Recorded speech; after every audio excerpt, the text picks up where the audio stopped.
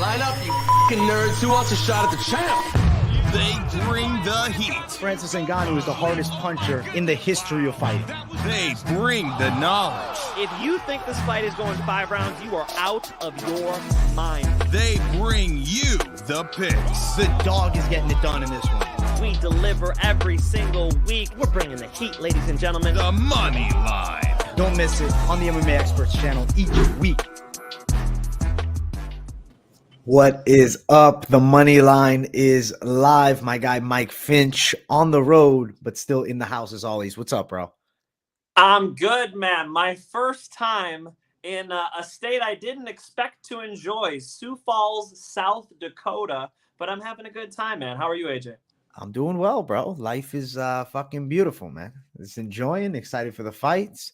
Big things on the horizon with Usman and Edwards coming up soon. So I'm looking forward to some pay-per-view action. And then obviously next month you got Diaz Chimaev, and we got a little bit of like, I guess, hold your hype news. It's not really going to hype you up, but Sean Strickland, Jared Cannonier fight. I'm hyped. I'm Decent hyped. fight. You're not hyped? Do you think that's a good fist fight? I mean, it's pretty good. It's pretty good. It's pretty good. It just, I don't know, man. The last performance for fucking Strickland, he gets touched in 1. And then for Cannonier, he got danced on by Izzy for 5.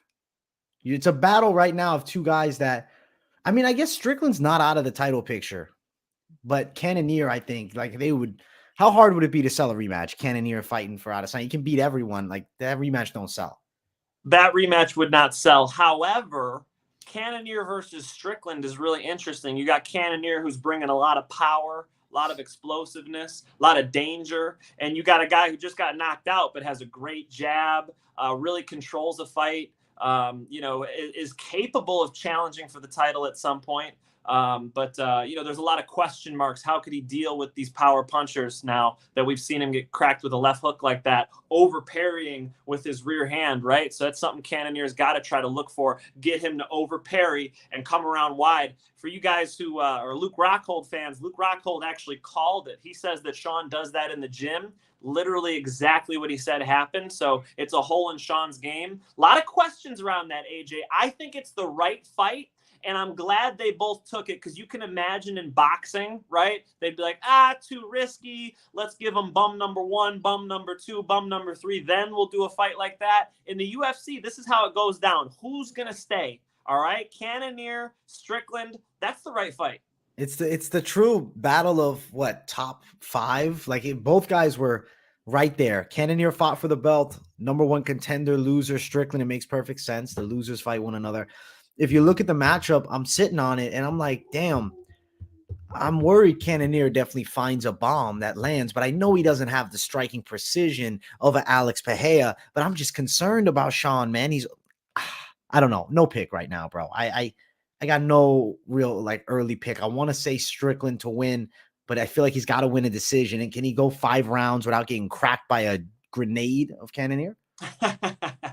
A grenade is what he throws. Exactly. I see the comment section already likes Cannonier. Look, I think Strickland's capable of quite a bit.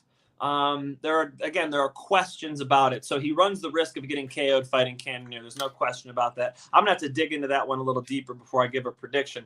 Dixon Sider already killing it in the comments here. Finch is staying at the hotel where they filmed The Shining. I'll look out for Jack Nicholson, bro. Thanks for the heads up. I appreciate it. I'll look. Is it it's Johnny? Isn't that people are worried, man? The stuff I'll moving in the background. I'll keep a lookout. Luckily for you guys, I've been training martial arts for 20 years. I'm ready for him. Okay, I'm ready for Jack. Listen, man, I don't think you're ready. I don't think you're ready for the supernatural Jack, brother. He's supernatural in that movie. It's been a minute since I watched The Shining, so I remember like the hallway scene, him busting through the bathroom door. That's about it. Is he supernatural, AJ? Maybe Am I not. missing that? Maybe not, man. Maybe not. Come on, Finch. If Jack Nicholson walks in, you're gonna freeze, bro. You're gonna freeze. I'm a big fan. Come on, one of the best actors ever for Right. sure. I hear a lot of people name actors where I'm like, meh. No, Jack Nicholson is a phenomenal actor. So I'm a fan. I'm not beating up Jack Nicholson. We're on the same team. Let's go. Now, as far as the MMA sphere, I've heard some talk about this Khamzat and Diaz card being weak as fuck. Have you seen what it's looking like right now? You could run through the matchups if you want. You know, it is very top heavy with Khamzat Chimaev and Nate Diaz. Do you remember when Dana White said Nate Diaz didn't move the needle? You know, I do remember that. And here he is making a card that is completely reliant on the main event with Nate Diaz and Khamzat Chimaev. Well, that's a business move, bro. That's a non-quality business move for the UFC, but it's a business move to drain Nate Diaz stock because the pay-per-view buys like, dude, I'm buying it, of course, but that card sucks. You want me to read through the fucking shit? All right, hopefully this isn't the official co-main. Co-main events looking like Shamil Abdurrahimov, Jilton Almeida, maybe. That's on the main card listed on Tapology. Irene Aldana, Macy Chiasson, Johnny Walker, Kutelaba. I mean, I'm kind of interested in that one. That's a good Danielle Wolfe and Norma Dumont. Danielle Wolfe is 1-0, and she's fighting a 7-2 Dumont. I'm like, I don't know, man. This card is looking. I'll read them all to you. Starting the night is Darian Weeks, Johan Lanes, cool fight. Hakeem Dawodu, Julian Arosa. I'm interested. Jake Collier, Chris Barnett. I'll enjoy it. Elise Reed, Melissa Martinez, though. I don't know. Maybe Martinez 7-0, some hype. It's not. It's, to me, this is a first fight event. There's a lot of like fights that are early prelim fights that are going to be ran through the entire card. Chad Anheliger, Heliela Tong. I'm interested to see what Anheliger can do. Jamie Pickett, Dennis Tulalin. No. This is weak, bro. This is one of the weakest cards I've ever seen. You just read me 4 or 5 fights I want to see. I would just say it has no co-main event. The Nate Diaz versus Khamzat Chimaev card has no co-main event. No. That could be a mistake. I feel like they don't even have a quality featured bout of the night. I mean, so what's the featured bout of the night on this one? For a pay-per-view. Good point. Johnny Walker, Ian Kutelaba is looking like, to me, that would be the featured bout. It's a fun fight. That's one where, like, when you're going live, you look at the whole card and you're like, oh, sweet. Those guys are going to beat the shit out of each other. You know, that's a fun one. But like Shamil Abdurrahimov, Jilton Almeida, that's scary, bro. What's going on? What's going on, UFC? What are we doing to our boy Diaz, man? No love from him. Yeah, that seems like the first fight on the main card, not the co-main event. So if they rattle in a co-main event for that card, then I'll back the UFC on it and say, fuck you guys, the card's fine. But without a co-main event, it is it's an awkward card. It's an awkward matchup with Nate Diaz and Khamzat. Interesting choices by the UFC. I would love to get a couple beers in Dana and have him really tell us what the game plan is here. It's an irrelevant fight card, bro. Yeah, Khamzat Chimaev's getting a hype fight, but let's be real. He should beat Diaz 10 times out of 10. 100 times out of 100. I mean, can you imagine? There is one knock on Khamzat. That I knock him anyway. You know, we haven't really seen him that tired, but he can't breathe through his nose. So it's interesting to fight somebody like a cardio machine like Nate Diaz. Is that enough? No, man. I can't see Nate Diaz winning 1 fight out of 100 with them, man. Nate Diaz is a black belt in jiu-jitsu. I definitely respect that, but I think Khamzat smish, brother, smish. I don't think that's going to be close. So, it's I don't want to hate on my guy Nate, but he's in trouble. He's in trouble. We love Nate though. He's in trouble though. AJ, last week, Brian Battle, knockout. That was my lock of the night. I was super excited about it. I wanted to tell you guys how he did that. If you noticed, he set that head kick up just the same way Israel Adesanya does. He threw the left hand, is he southpaw? He threw the cross down the pipe, got his opponent to slip outside of the cross. Once the opponent slipped outside of the cross, that's where he brought the high kick up and knocked him out. It was really well set up. Cool to see him make his debut at the lower weight class and get a knockout like that, man. That's really going to help his confidence in these next fights. I like him a lot. The way he slept Sato was more impressive than I ever imagined his win. Like, I thought he'd probably win a decision, good fight. He ends up sleeping him in one combination. I got to give Brian Battle some ultimate credit because on his Instagram, he posted him getting knocked out by a head kick when he was a fat heavyweight and then him getting the UFC KO win. He was saying how it started, how it's going type shit. I was like, that's pretty cool. Very cool. That's pretty cool. That is very cool, man. Smash the likes as always, guys. Yeah, run these likes up.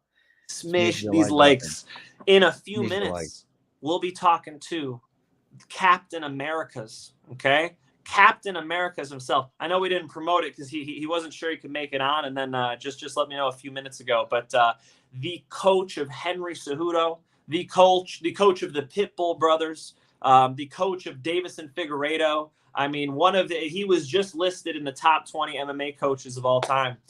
So we'll get to talk to Captain Eric. Let us know if you have a question for Cap. Yeah, definitely throw some questions in the chat for Captain. And we'll pick ones that ain't too extreme, so keep it Captain's kind of moderately extreme, bro. I don't know. Think? All right, maybe we take every question. Listen, ask whatever you want, and we ask Eric. Let's go, champ. Yeah, we're not ESPN, so I mean, we if anybody's gonna throw the extreme question, and I don't know, it might be our crowd, AJ. I would say that Cap is a loud guy, you know what I mean? Loud clothes, lives his life a little wild, and he likes to have some fun. So if anybody's getting an extreme question, maybe it's Cap. Maybe you're right. I'm in. I'm all for it. Let's go. You think, Finchman, we get into the picks as we wait for? We can run it. I mean, just preview the picks for a second. I like a couple dogs on this card. I think I'm pulling out the dog catching van out of the garage, shit. Man. I think we're ready to go back on the dog hunt, AJ. You like any dogs? The fucking muzzle. Let's go. I do like some dogs. I will talk dogs. We'll get into it. Let's start it off, man. We'll do the first one. Fight number 1 starts it off. Good action. Priscilla Cachoeira, Lipski, Ariane Lipski. We talked about this fight last week. We run in this fight again. I like that they rebooked it. I'm glad we get to actually see it. As I said, I think it's going to be a very entertaining fight. I think Lipski's better technically with the striking. I think she's better technically with the jiu-jitsu. And I think that 3 rounds of entertaining action ensue with Lipski taking it on the cards. So I'm riding with the same prediction that I've been on last week throughout the entire week. Nothing changes for me. What do you think, Finchman? I've been sitting on the fence on this thing, man. I'm saying no bet for sure. But let me give you guys a little bit because I watched Lipski and Calderwood again last night to prepare for this. And man, I see some things that Cachoeira might be able to expose, man. Look, Lipski's Muay Thai is real good. Her jiu-jitsu is real good. Can she wrestle with Cachoeira? And if Cachoeira can get on top of her, I think Priscilla could do some damage. Maybe she gouges her eyes out, Lipski got taken down and almost got arm barred by Joanne Wood. And, to be honest, I'm concerned. Calderwood even held her on the fence a little bit. Like, if you think about the physical attributes between Calderwood and Priscilla Cachoeira, I got to think Cachoeira is stronger, more capable of controlling a girl. So, Cachoeira walks across the cage, puts a lot of pressure. I'm starting to get swayed by digging into this one a little deeper, AJ. You mind if I go with the dog here and switch it to Cachoeira? There's no mind on my end, Finch, but I will tell you, I know we're looking at Wood as the Wood of today, but 2019 Wood was a contender. I like that call. That's really good. I'm still saying, AJ, that the things that Wood was able to do to her, I think Cachoeira is capable of all of those things. Plus, Cachoeira is physically stronger than Joanne Wood has ever been. So that's a good point, AJ. We're talking about Calderwood, not Wood. That's a fair point. We'll see, though. We'll see, Finch, man. I'm excited that you're attacking underdog, though, to get things brewing early. As far as the lines for the fight, Joanne almost got me saying Joanne fucking Wood. Lipski is minus 185. Cachoeira plus 171.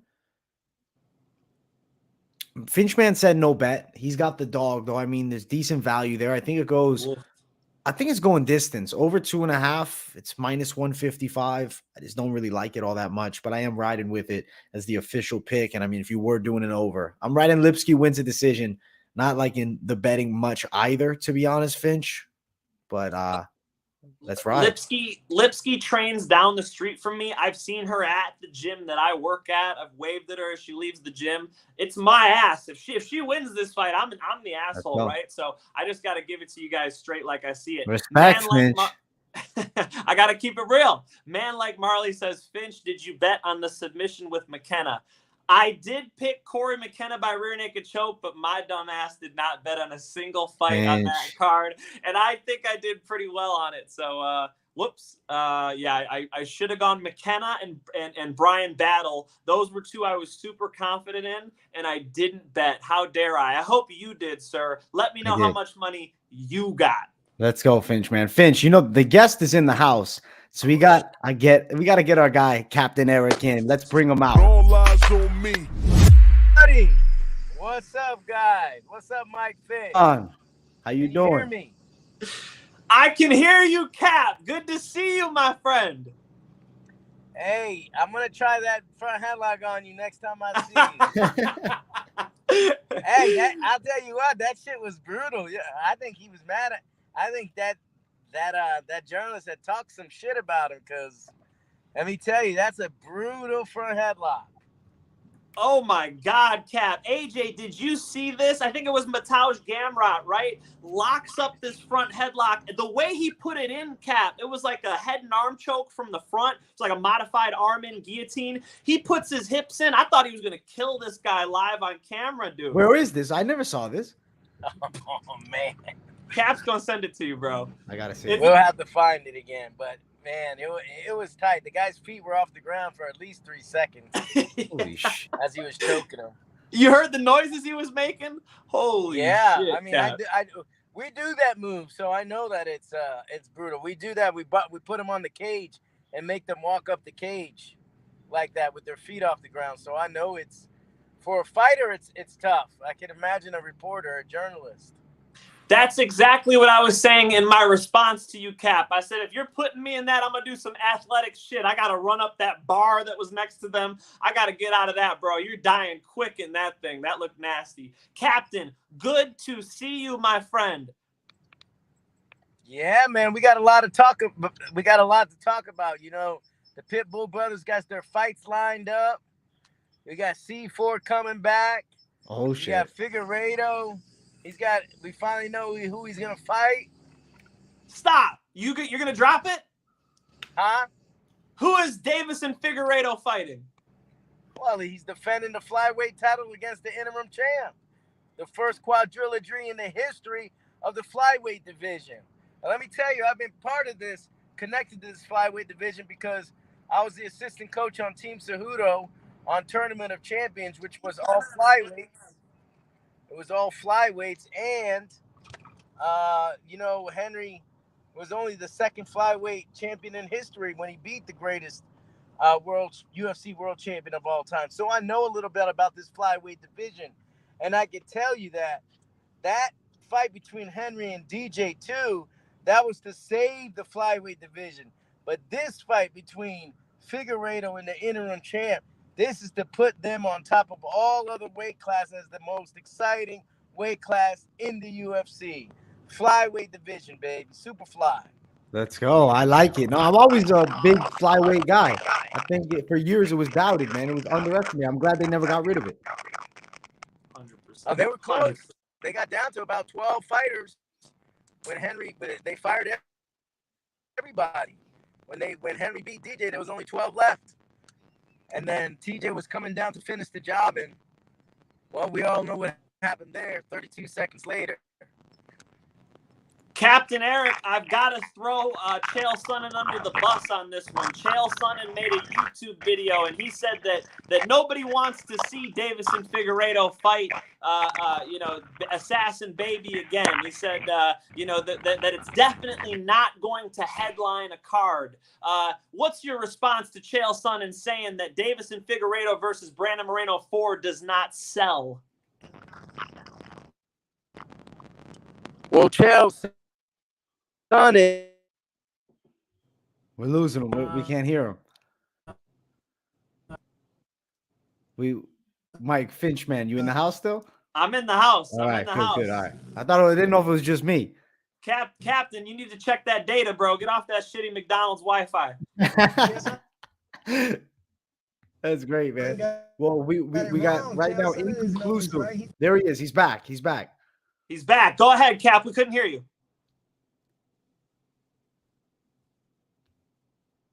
We don't got him, man. the words are lost in translation right now. We're losing Cap. We're losing Cap. AJ, I heard what Chael Sonnen said there, and I just thought, man, it's the fight that has to happen though. The division needs one of those guys to knock the other one out. It just has to. There has to be clarity. Yeah. There has to be clarity, man. We need clarity.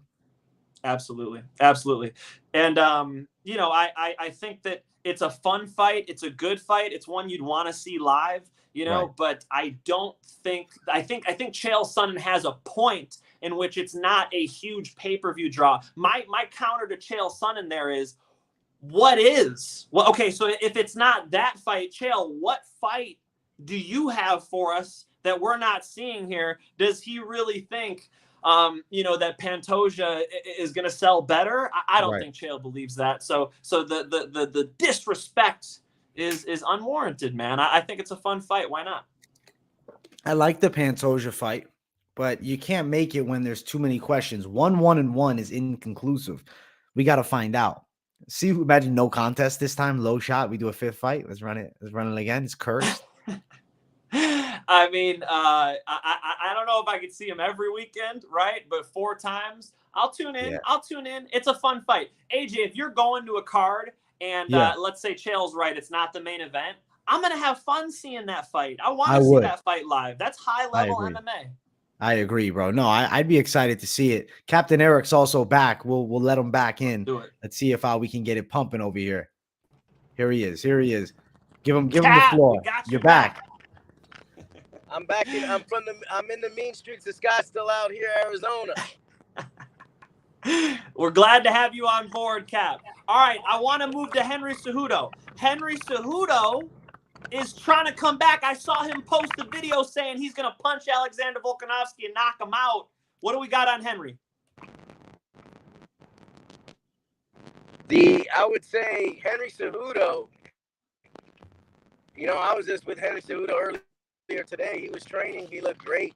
He was training with one of the UFC Mongolians that we have here at Fight Ready AQ. He's fighting next week in Salt Lake City, and Henry Cejudo is ready to become C4. I can tell you that.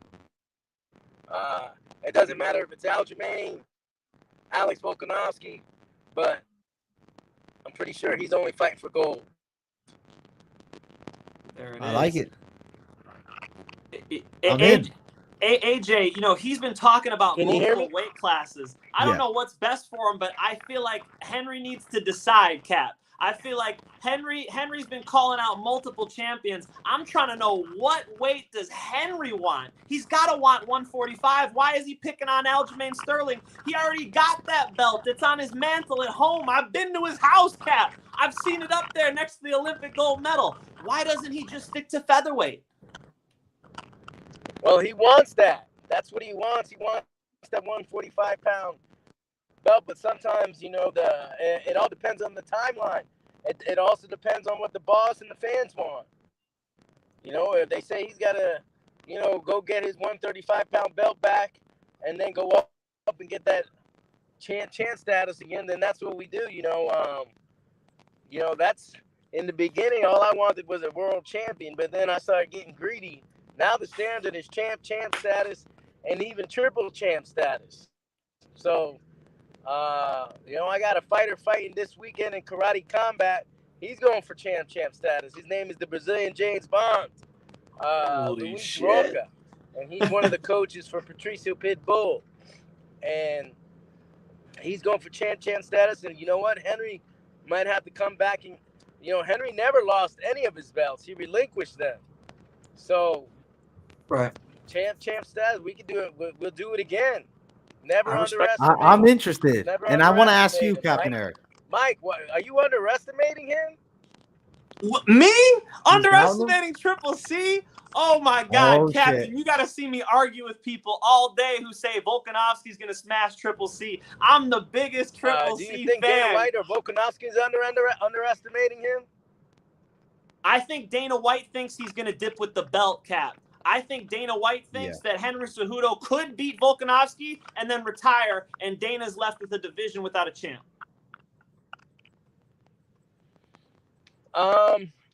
I mean, I have an idea to kind of combat that worry, and that is Henry wants his gold. He wants legacy. I say is create a BMF belt for 155 pounds and under, beat Volkanovski, get the BMF belt, then he could fight guys like Aljamain Sterling or whoever the champ is at 125. If it's not Figgy, I don't think those two would fight. I wouldn't like that. I hate to see that, but you see it every day, don't and you? even 55, Henry's big enough. Henry's big enough to go 55, depending on the opponent. I'd say if the opponent maybe is a southpaw, has weak grappling, but has a huge name, can talk a lot of smack. Is that Conor McGregor? Woo, hey, you gotta. I wasn't even thinking about him. Good idea. Let me ask you, Cap. How does Henry Cejudo beat Alexander Volkanovski? Give me the breakdown of the fight. I want to hear it. Wrestling saves lives. You got the Olympic champion, the only Olympic champion, male Olympic champion in the UFC. You guys think Bo Nickel could compare to an Olympic champ? That's like night and day. Throw Bo Nickel and Henry at the 2024 Olympics and see how many people know who Bo Nickel is. I'm telling you, Henry's wrestling is another level. That's the secret weapon. It's always the secret weapon. Combine that with his high fight IQ, his art of war. Now you have a superior warrior in front of you. I think we need Cejudo back. We need him back with now. the wrestling mindset. AJ's right. We miss him. We miss him, man. We need a date. We're excited to see. Cap, I gotta reiterate. I am a Henry Cejudo fan, my brother. I've been pro Henry my whole life, brother. I'm very impressed with what you guys have done with him, and Henry deserves all the credit in the world. AJ, if you had anything more on that, go ahead. Otherwise, I'm gonna move. Opponents is fighting this weekend. What is that? Oh, he's talking about Cruz. He's talking about the main event. You think Cruz Let's go. Let's go. Let's do it. Yeah, that was the next topic. We're jumping to it. I say we go up the back end. Who else is fighting this weekend? Let's Hit see. him with it, AJ. We'll pull the full card up right now. We got the good fights on the main. Co-main, you're looking at David Onama, Nate Landwehr. Be louder? Yeah, I'm always loud. Come on, man. I'm Mike Loud. You know that? I got a music profile. It's Mike Loud Music. I'm always loud. Cap, come on, son. I know. Okay, let's start. Do you mind starting with the main event, Captain? Chito Vera versus Dominick Cruz.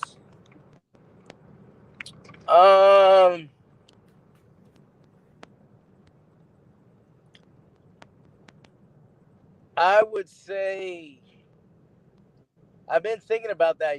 These guys are Dominick's former world champ, one of the greatest bantamweights in history.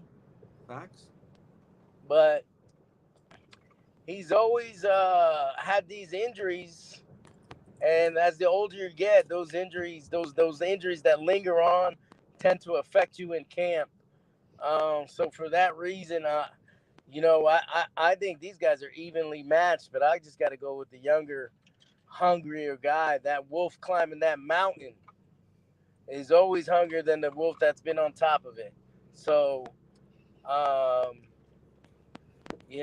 that's how I feel. I like Chito Vera. Chito Vera, he's been on a tear as of late. So,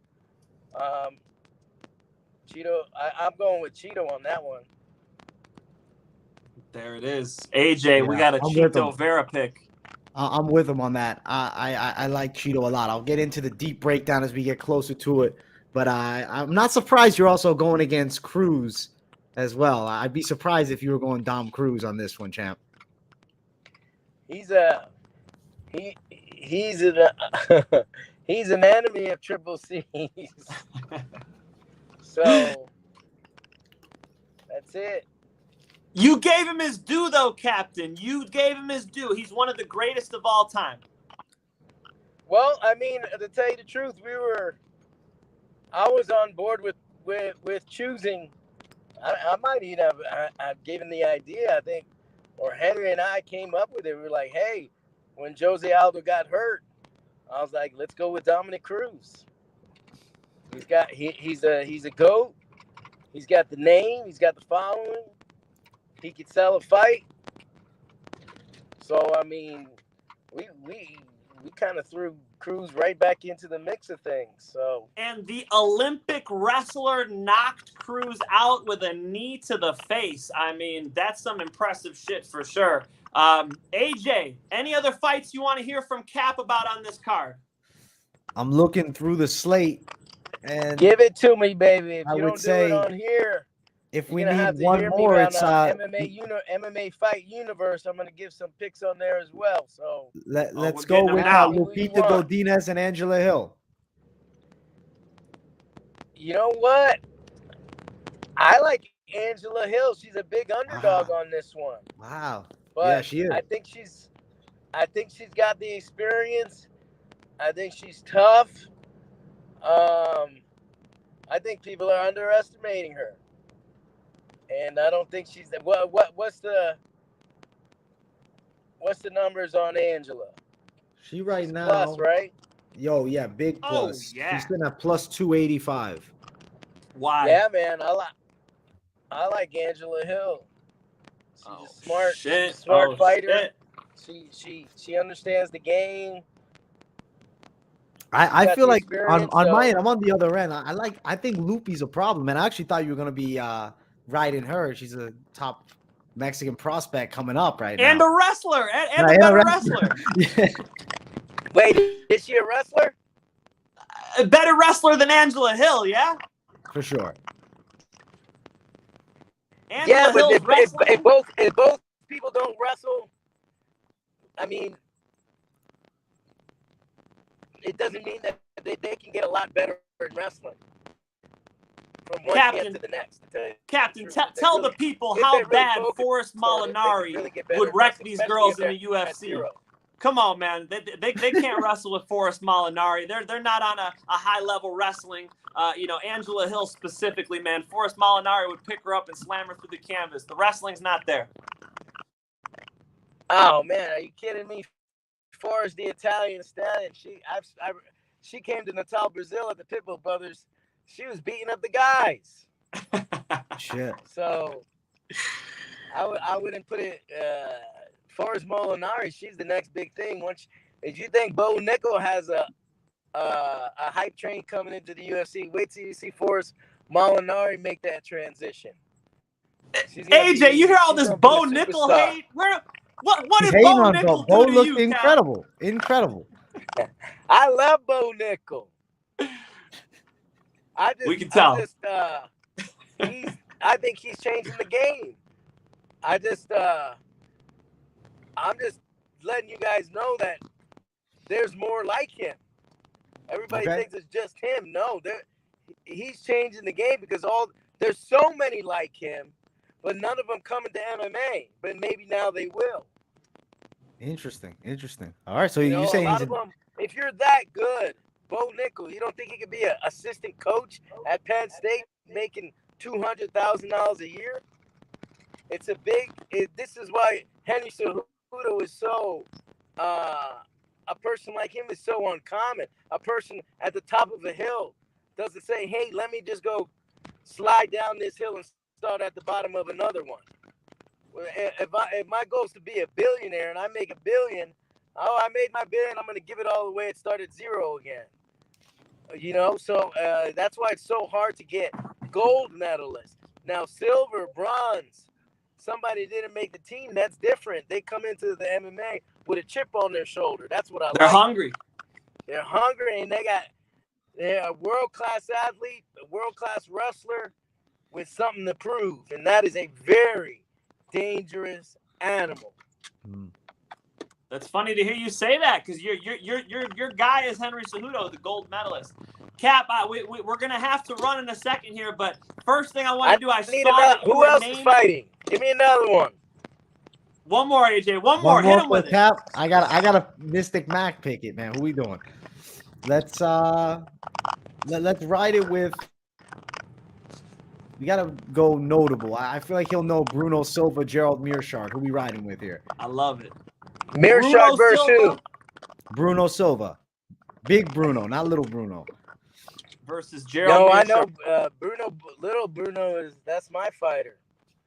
I remember when Bruno Blindado, I think he pissed hot for something or who knows, something in his dandruff shampoo, whatever it was, he pissed hot. But they put a picture of my fighter Bruno Bulldog on the headshot for the media article. They put the wrong Bruno Silva saying he got busted. But no, man, that guy's a beast. Bruno, I'm going to go with Bruno Blindado. I really am. Let's go. I think he's the better striker.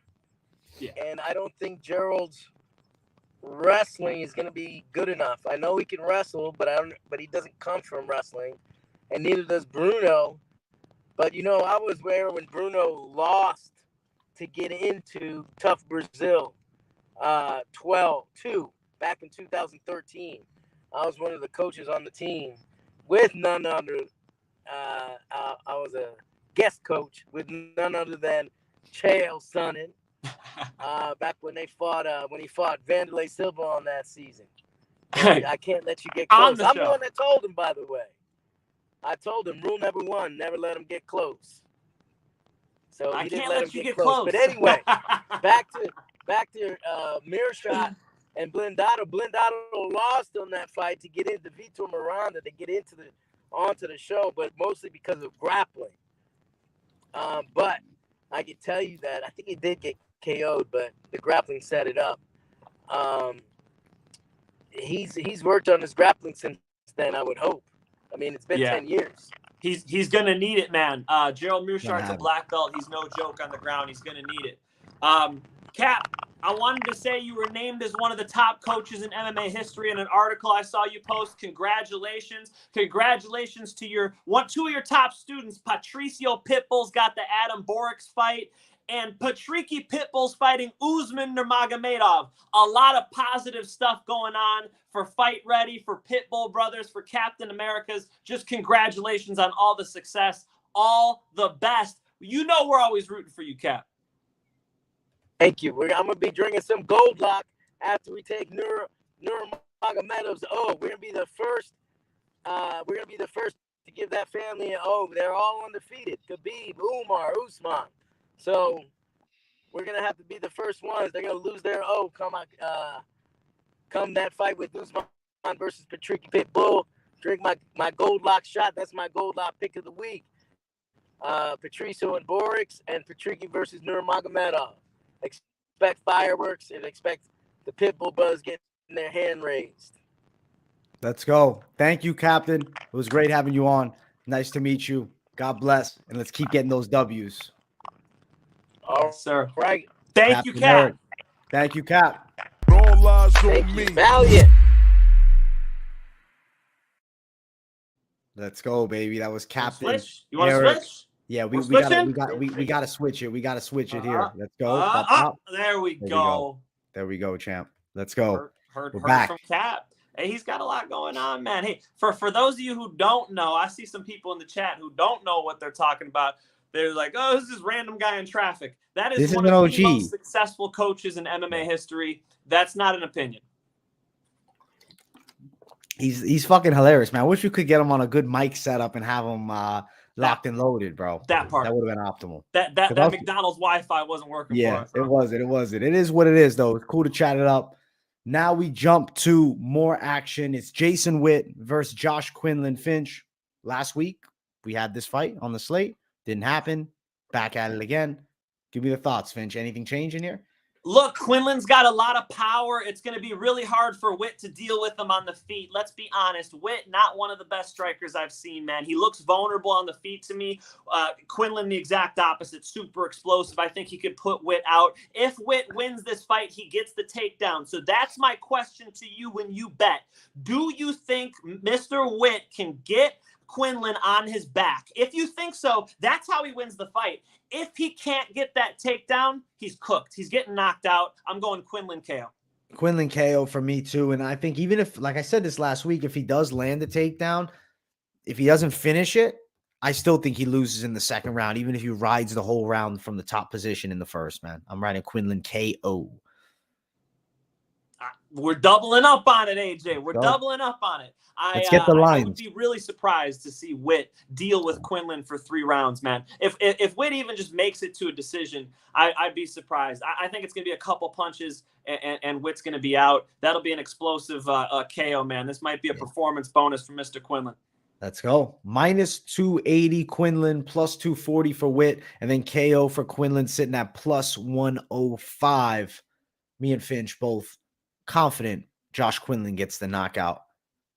Good second fight, rebooking. We talked about it last week. Now we're getting to new action. It's Youssef Zalal, Damon Blackshear at 135 pounds. Good fight. I'm impressed by Damon's abilities. Yes, sir. I like the stand-up. I like the athleticism. I like the wrestling that he has. Zalal is a slick Moroccan kickboxer, but I'm concerned with the weight drop. Deciding to go to 35 when, not saying he was a big 45er, he definitely wasn't. But now he's going to be a large 35er. How's that weight cut going to affect him here? Blackshear more commonly making this weight class. Granted, short notice bout. I'm riding with Blackshear to win a decision, man. I think he can beat a Youssef Zalal. Zalal needs to win, though. 3-fight losing streak. Zalal's so young, AJ, and I do have one connection there. Motaz Oscar trains with him, and my buddy Motaz was just telling me how quickly he's improving. I really believe it when Motaz tells me, man, he's actually getting rounds in with him. And Youssef Zalal should be able to kind of slow this fight down a little bit. If Blackshear wins, I think he needs some big shots, and it's going to be hard to put Youssef Zalal away, man. Youssef Zalal, always fights to decisions. Styles make fights. I think he could get 2 out of 3 rounds here. I'm going to go on the opposite side. I'm going to say Youssef Zalal probably survives some hairy moments and is able to just get 2 out of 3 rounds in this one. It's really hard to finish him, and I think that's very key here. So you think decision Youssef Zalal is the Finchman pick here over Blackshear? That's the Finchman pick. Of course, Blackshear you could say is more dangerous. So I respect the pick. You went Blackshear decision though. I did. Okay. I did. All right. Okay. If I was going Blackshear, I would be thinking that he has to get this thing over with. I don't see him as good of a round winner as Youssef Zalal is. But yeah, I respect it, man. Not a fight I'll be betting on. Let's go. And realistically, yeah, the line ain't great for either side. I mean, minus 135 Zalal, plus 110 Blackshear. It's not a dog that I want to throw a lot at, and it's not a favorite that I'm seeing as like, oh, this is great value. This is a line that's being slept on. I don't really like the betting side of this fight. Regardless, the over 2.5 is upwards of minus 250. I don't like that. Blackshear by decision, plus 255. Zalal decision, plus 145. Kind of leaning the stay away side. But I am riding Blackshear, though he's taking the fight on short notice. And you also be concerned Zalal dropping a weight class. So there's a lot of ifs arising here, man. We're going to find out a lot this week. Facts. Yeah, 100%. I'm really interested to see this one. It's going to be a real check on these two. Blackshear could be successful in the UFC. I think it's a close fight. I see this one being, pretty close, and that's why I want to stay away from it. Stay away, sit back, relax, and enjoy a good technical matchup because I do think it's going to be a nice fight. The next one, we kind of talked about a little bit. Coach Eric was asking us throw him fights, and he picks against Lupita Godinez over Angela Hill. Surprised the hell out of me. That was wild, bro. It didn't seem like he had studied Lupita all that much, though. That's the vibe I got from it. He said, wait, Lupita kind of just seemed like a blurry name in the memory bank. I think Lupi's going to win this fight dominantly with her wrestling. She's going to take her down. She's going to control.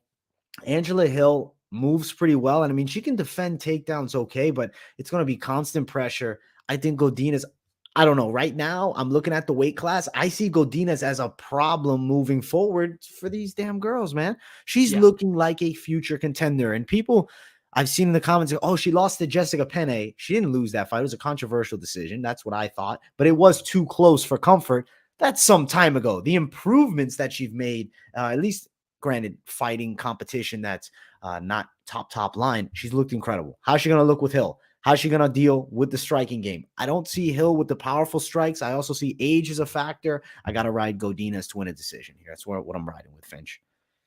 AJ, they do not give Angela Hill easy fights. Holy shit. Never. Look at her schedule. Jandaroba, Amanda Lemos, Tisha Torres, Michelle Watterson, Claudia Gadelia. I mean, we're just talking about her last few fights here. This is a hell of a lineup she faces. So they did it again. I think Lupi Godinez training a little bit with Vanessa Demopoulos is a really, really good thing. Her getting work in with, I've seen her with, a lot of the elite girls in the UFC, and that's only going to help her grappling. That's what you want to see, because I think the grappling is so key here, AJ. Once she gets a hold of Angela Hill, what happens? Lupi is coming into her prime now. Is Angela over the hill? I don't see this as a prime Angela Hill anymore, and I see this as a Lupi who we've still yet to see her best work, man. I think this is going to be one of those performances. I think Lupi dominates Angela Hill in this one. Just a truly bad matchup for Angela Hill. They say styles make fights. I don't see how Angela Hill stops Lupi from beating her up here, specifically on the ground. If you're in Lupi's corner, I really hope they're saying close the distance, clasp your hands around this girl's waist, throw her on the ground and beat her up. If she does that, I think she smashes Angela Hill, man. Here's one thing, AJ. I did want to pick a finish. When I first picked this fight, I wrote down submission or KO. Came back to it, watched some of Lupi's fights. Lupi, not the best finisher, kind of a decision machine. So let's go with Lupi decision. Lupi decision is the same for me. The lines for this matchup, though, are not good. Minus 330 for Lupita Godinez, plus 280 for Angela Hill. That's a terrible line. Godinez is an extremely wide favorite. Granted, I think she's going to win the fight by a decision, with high confidence.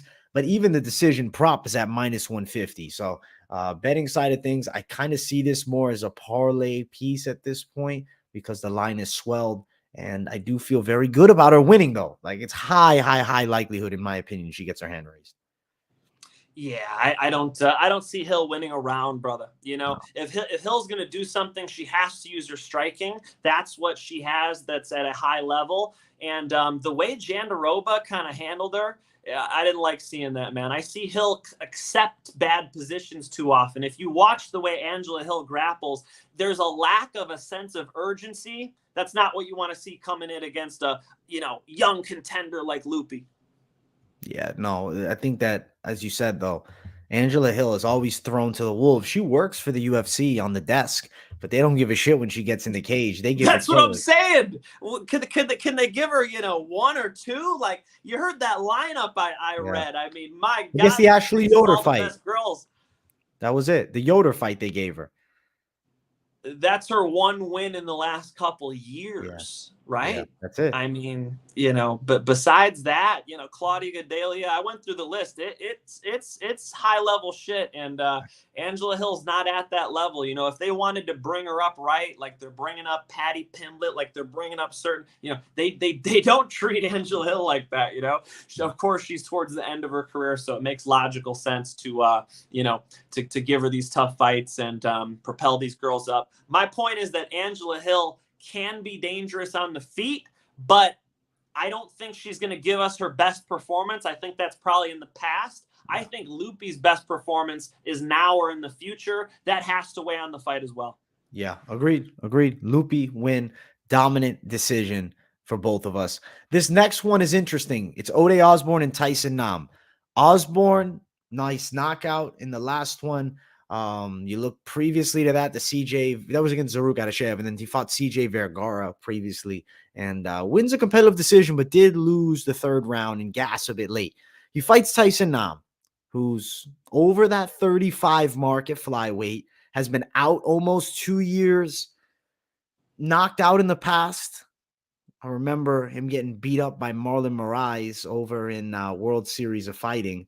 Before that, though, he beat Eduardo Dantas. I remember that the hype was high on Nam coming into that bout years ago, though. Now in the UFC, he's done okay, shown durability, but I don't like the time off at his age, man. And there's moments when I watch that match Schnell fight where I think Ode Osbourne has the quickness and the length to land powerful strikes, and I think he can hurt Nam. I'm going Ode Osbourne to win by knockout over Tyson Nam. Second round. Ode is rangy, AJ. I think that's going to be a big key here. It's funny that 35 is old at the lighter weight classes, but I see your point. That's fair. He's 38 officially, though. Like I know I said over 35. Let me. He's 38. I see. I didn't know that. I think he 38 is a little up there for, if you're 38, you could see heavyweights and light heavyweights having some success up there, but that's a fair point then at 38. I didn't know 38. that. He's 38.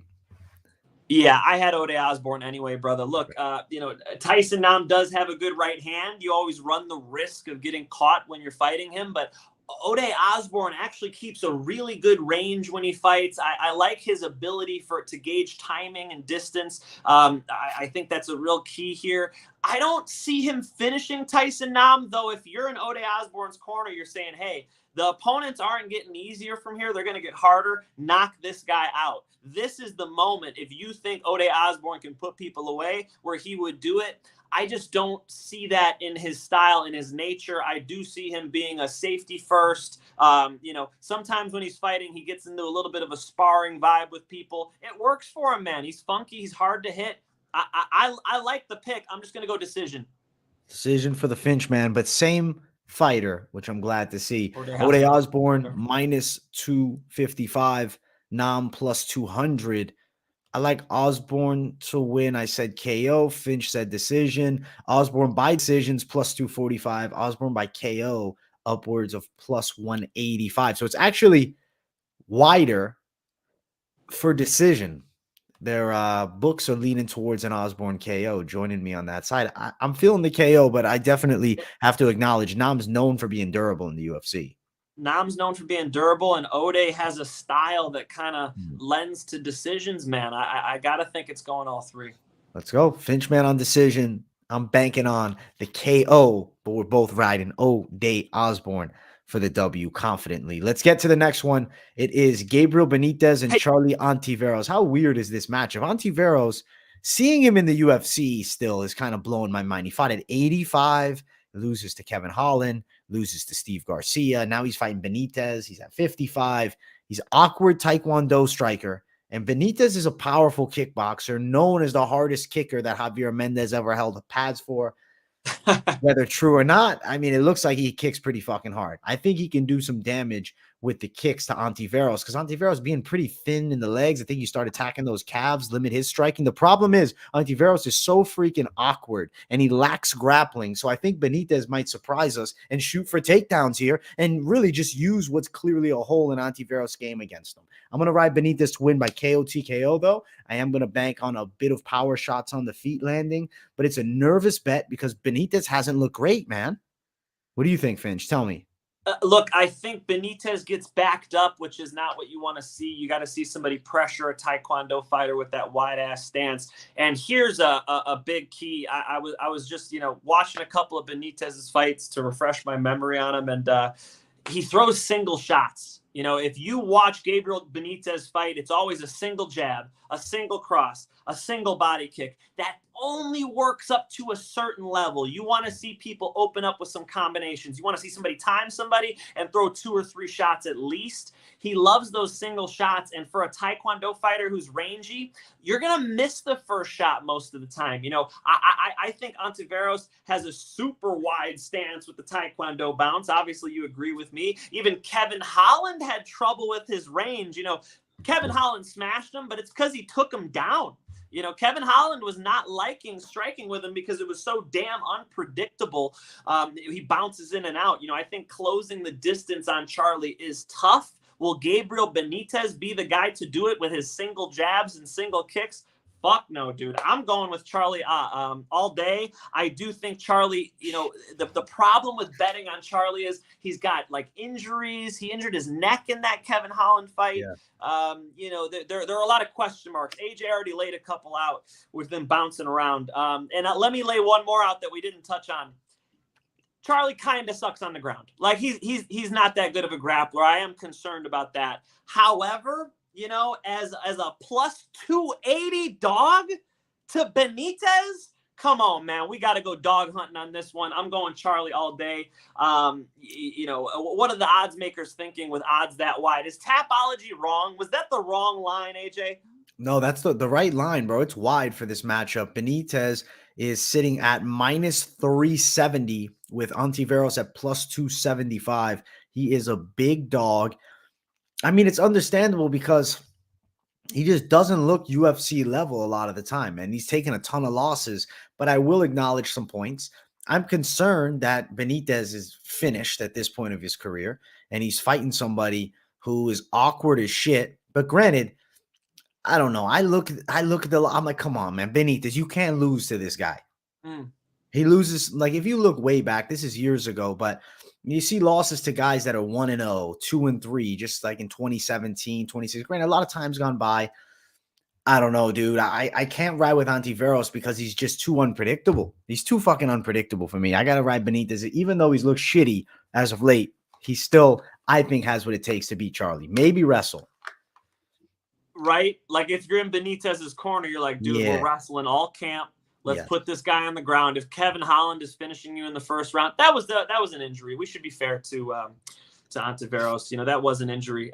Dude, I think the odds are the worst on this fight, meaning the odds makers have it wrong. This thing is much closer to even odds than that. Just because of those odds, I gotta stab at Ontiveros, man. That is way too much respect for Gabriel Benítez, Mr. Single Jab, man. I'm sick of watching Gabriel Benítez get pushed around the cage and having trouble being effective with his striking. How, AJ, is he going to be effective against this rangy Taekwondo fighter? Wrestling would be one way. Plus 280, I gotta respect that. I gotta ride with my dog, bro.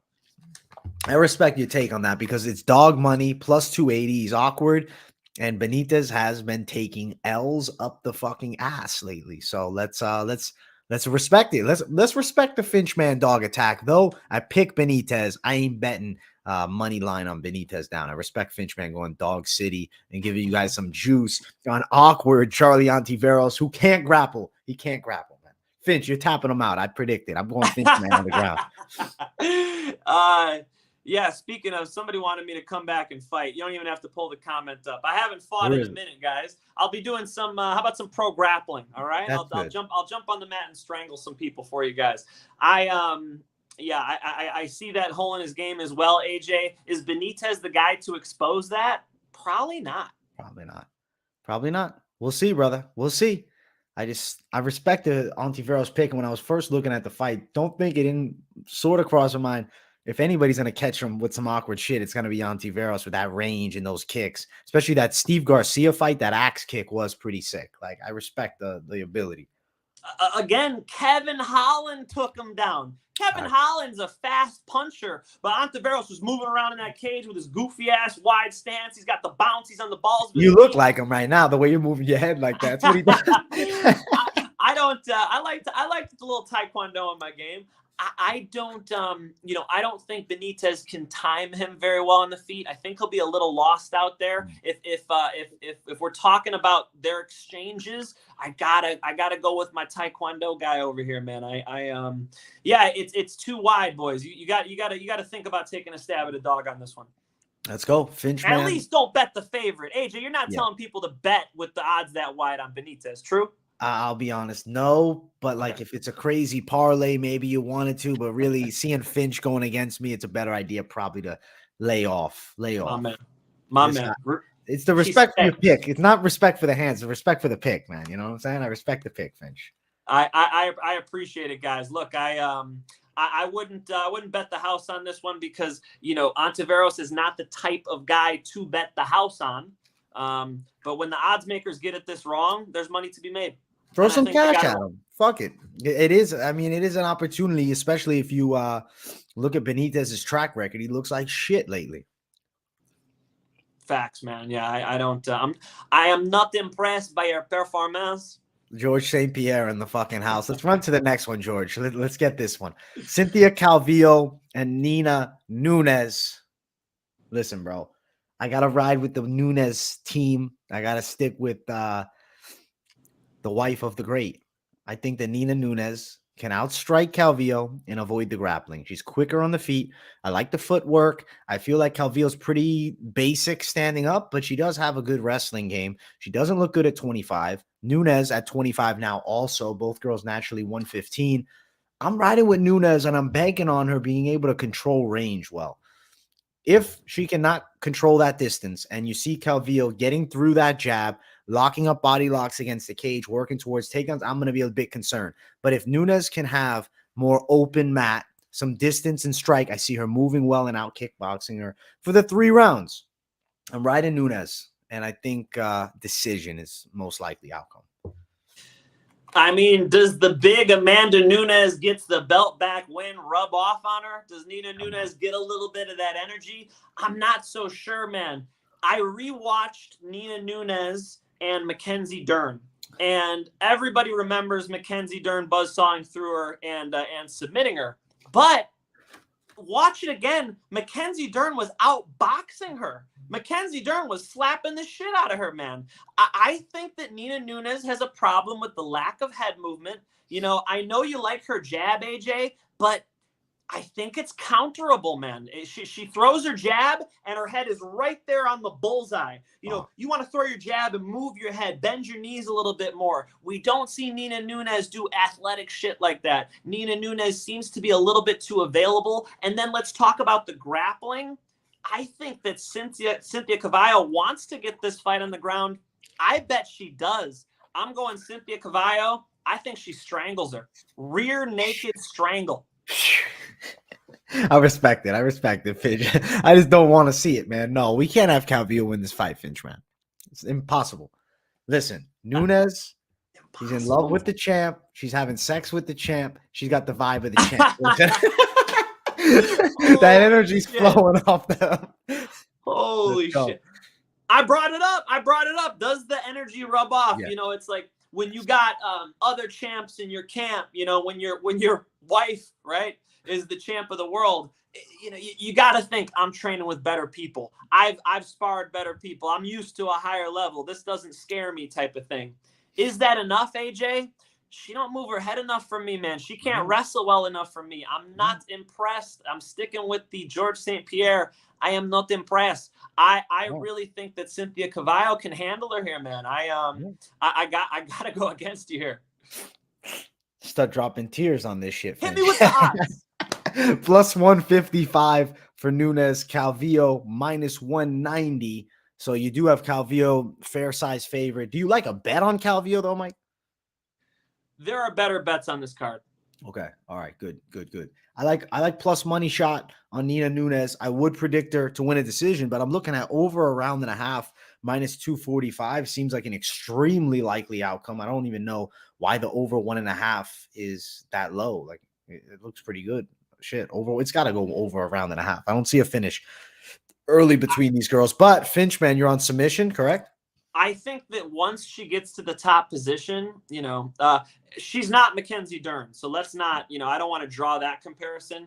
But it wasn't like Mackenzie Dern had any resistance. Like, I mean, there's a lot of levels between Mackenzie Dern and Mrs. Nunes. And I just think that Cynthia Calvillo is going to be a level above her. And if she does get the takedown, I'm concerned she strangles her, bro. Yeah. I don't know what round. You're probably smart for thinking it at least makes it to the third. Well, Finch, I will list off the submission line. Plus 410, win by submission for Cynthia Calvillo.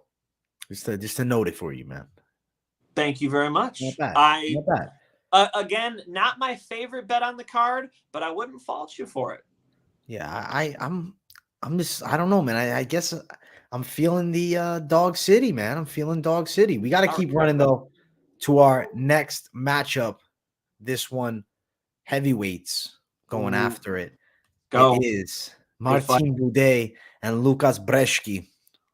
I like the little accent flow on that one. Matchup wise, you spit that well, AJ. I did. When you look at this fight, Fitch, I don't know. I'm kind of seeing a size discrepancy as far as the body weight goes, favoring Buday. And when I look at that Hugly Bear Barnett fight, I said, Buday's willing to just clinch the fuck out of you and lay on that cage, control, use that weight. Brzeski, I like better as a technical kickboxer. He's a little bit quicker. I like the hooks inside. Not that Buday doesn't have power. He definitely can strike, but he's a more plodding, slower, heavyweight style. He's in front of you. I don't know. I don't want to call it a throwback because it's not. It's like, seems very lax, European style, I guess. And Buday against the cage, I think controls. I do think possibility of finish, and I'm kind of still blurry on method of victory, but I am picking Buday. What do you think, Mike? What are your thoughts?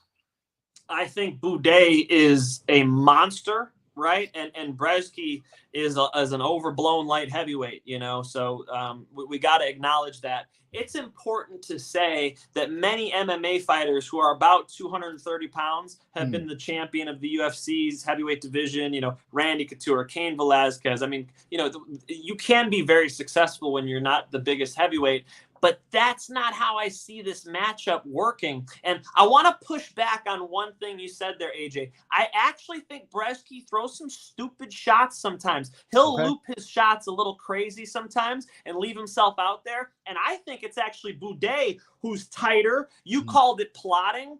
I would say it's like he's taking away your real estate. You know, you're constantly losing ground to this guy, and he gets closer to you. He'll grab your head and he'll knee you in the freaking head like he did to Lorenzo Hood, who, by the way, is my Chicago guy. I remember seeing Lorenzo Hood hitting pads before he had a single MMA fight at UFC Gym Lombard, owned by Mike Jabber. Shout out. And he eventually, you know, gets his Dana White Contender Series shot. I watched that one live. Man, Buday came out there and just put a knee through his skull. You don't want to be clinched up against the fence with this guy. And here I'm looking at Brzeski, who's 30 pounds lighter. Yep. I got to think Buday, plotting or not, is going to be too much for him in that cage, man. The size difference will be tangible. I think it will make an impact on the fight. I think Buday has the potential to put him away here, man. So I'm going to go ahead and jump on it. Buday,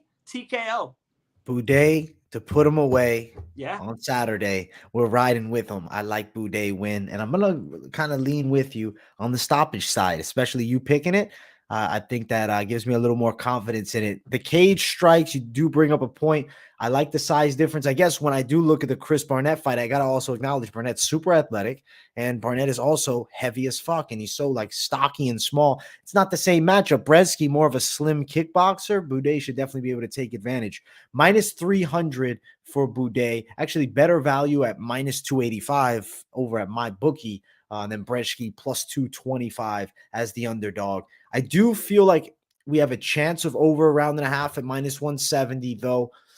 Could be stoppages with big heavyweights. Buday, KO, TKO is plus 160 also. Buday Moneyline is not a good line as far as the width of it, but I do think it's highly likely that it wins the fight. High likelihood. Yeah, I would say so. Like if you dig in and you watch more Brzeski's fights, I watched him get bullied by Michael Keita when he fought to a draw a couple years ago. Keita had an underhook. Was it an underhook or an overhook? Just threw him on the ground with the one hook. I mean, I seen him get bullied by bigger guys already. That fight went to a draw. I don't think this shit goes to a draw, man. He was getting thrown around like he was a middleweight in that fight. Him with a 30-pound disadvantage. Him with a guy who's got a lot more seasoning in the UFC. A guy who doesn't expose. Oh, did we lose Finch, man? There he is. We got no volume on you, Finch, man. Oh, shit. We'll get him in. We see you. We just can't hear you. We'll get the Finch man back in a moment. Buday, Brzeski. I like where Finch man's going with that. I think that Buday gets the W. We can't hear you, Finch. Timeout for the Finch man. I'll carry, bro. Don't worry. I carry, my brother. As far as this fight, Buday for the win Back. over Brzeski, and Finch is back right in time. Finch, I do it. agree. I think that's a quality pick. I do want to jump up towards the main card. It's time that we get into it as we got some solid fights, and I'm excited to talk about it. So let's jump. Let's get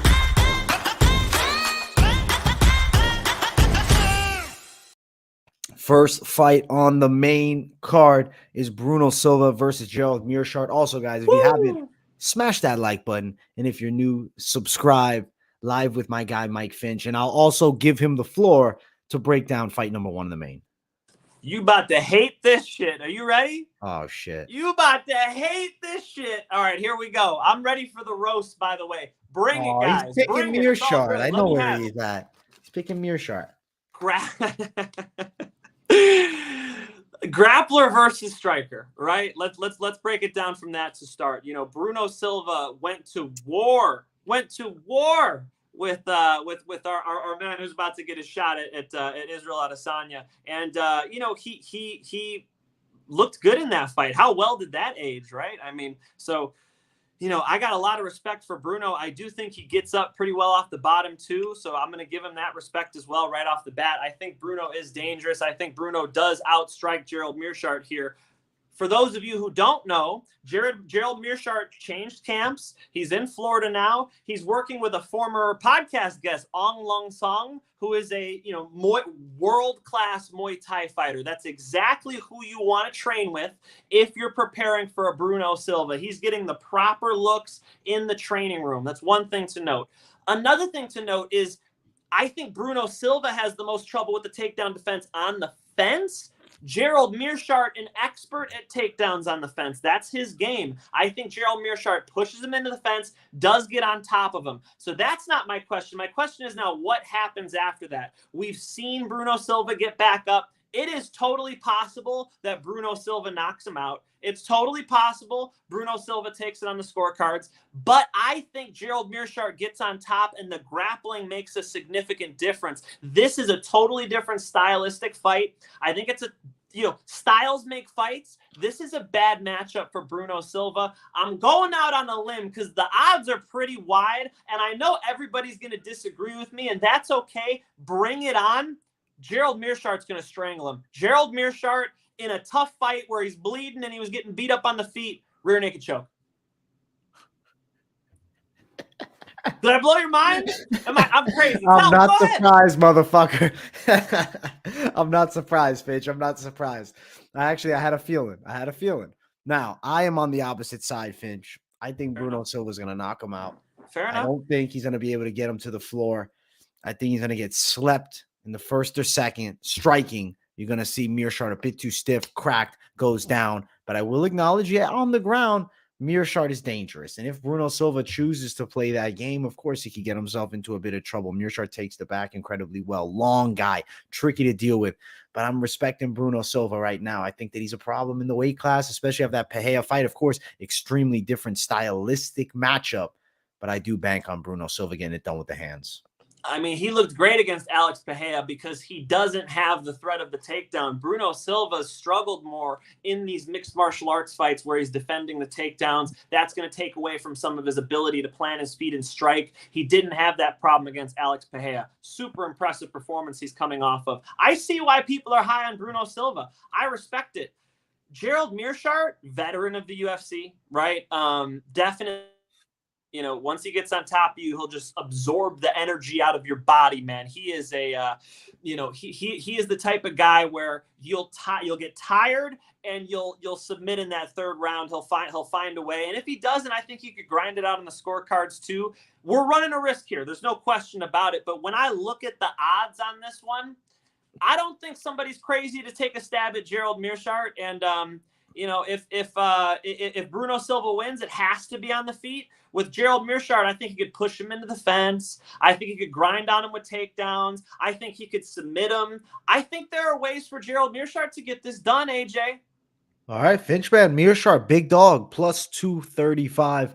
Silva, big favorite, minus 300. As far as the KO prop, which is what I'm on, Silva by KO is not a good line. It's minus 135. Finchman on Meerschaert by sub.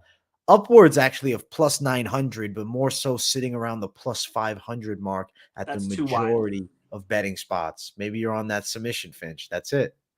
I think Meerschaert wraps up his neck. I think he did the right things in training as well. You know, I think he's sparring with the right guys. I like to see him with Henry Hooft. I like to see him with the whole team out there. And man, I think he's got a shot, man. I think he does. And I was messaging him on Facebook this week. Maybe we'll get him on next week. All right. So shit. Respect my man GM3. Respect Finch's guy, especially if he's coming on the show. I'll give him a fair respect regardless of outcome, because he's an OG. Let's keep running up though, Finch, man. Let's get to the next one. Devin Clark versus Azamat Murzakanov. Man, I sat on this one for a bit and I lean it towards Devin Clark, but I don't like the pick. He's sloppy and hittable. Murzakanov has a pretty decent kickboxing game. I just didn't love his performance with Tafon Chukwi, man. He didn't look great. He lost the first 2 rounds, and we saw Chukwi get killed by Carlos Alberg, a real dangerous striker. And we found out, I think, the level difference that Murzakanov is not necessarily top line. He's also a little bit undersized for the weight. And then you throw him Devin Clark, who's a pressure wrestler with mid-tier striking, definitely comes out a little bit too fast, and I think there's opportunities to crack him, but normally he's fairly durable. He's got a lot of pressure. How does Murzakanov defend? I do think he's going to have takedown defense for Clark, and I think Clark might fail a lot of attempts. The reason I go towards Clark is more if he can wear on Murzakanov for multiple rounds and doesn't get touched up on the feet, doesn't leave a lot of space. Granted, we're not at the apex, which is maybe a bit more concerning. It does favor Murzakanov a bit from kickboxing range. I'll ride with Clark, but the confidence on him is dipped a bit. I think Murzakanov could catch him for sure. He's got the striking ability to do such a thing. And I do respect even his own grappling credentials, but I feel like Clark with a heavy pressure wrestling style can almost just outpoint him on the 3 rounds here of just, I don't want to say lay and pray though, because he might not even be laying on top of him, but clinch control, man. I'm expecting a lot of it. Kind of how he smothered William Knight, maybe gets a takedown in there. What do you think, Finch? Give me your thoughts on this fight. I see what you're seeing, but you know, Azamat does not make enough mistakes for me to pick against him, man. I like his light bounce on the feet. I think we agree that he will have a respectable takedown defense, and it won't be that easy for Mr. Clark to get on top of him. And, you know, we've seen, you know, Devin Clark have some trouble on the ground too, submitted by Anthony Smith, submitted by Ryan Spann, you know, decision loss to Ian Kutalaba, which, you know, all of those have aged well. That's the top of the division. I respect it. But Azamat, you know, southpaw, it's going to be tricky for him on the feet. I think Azamat could tag him up a little bit, man. I do think that, you know, he lets his hands go and possibly performs like he did on Dana White's Contender Series. You know, what was it? Right hand, left hook. I like the way he strikes because it's kind of like low risk, high reward. He keeps his hands up, his chin tucked. He moves very well. He's not a Nina Nunes, for instance, who, you know, kind of heavy on the feet, doesn't really move the head. He's got that light bounce, pretty hard to time him, and he times people pretty well. I'm going to be on the other side of this one, AJ. I respect it, fair. But I'm going to be on the other side of this one. Am I crazy for saying knockout? I'm gonna go for it, man. I'm gonna say Azamat knocks him out. Azamat by KO for the Finch, man. I respect the pick. It's minus 145 from Murzakanov, and we're going to learn a ton with this fight about the level. Devin Clark plus 130.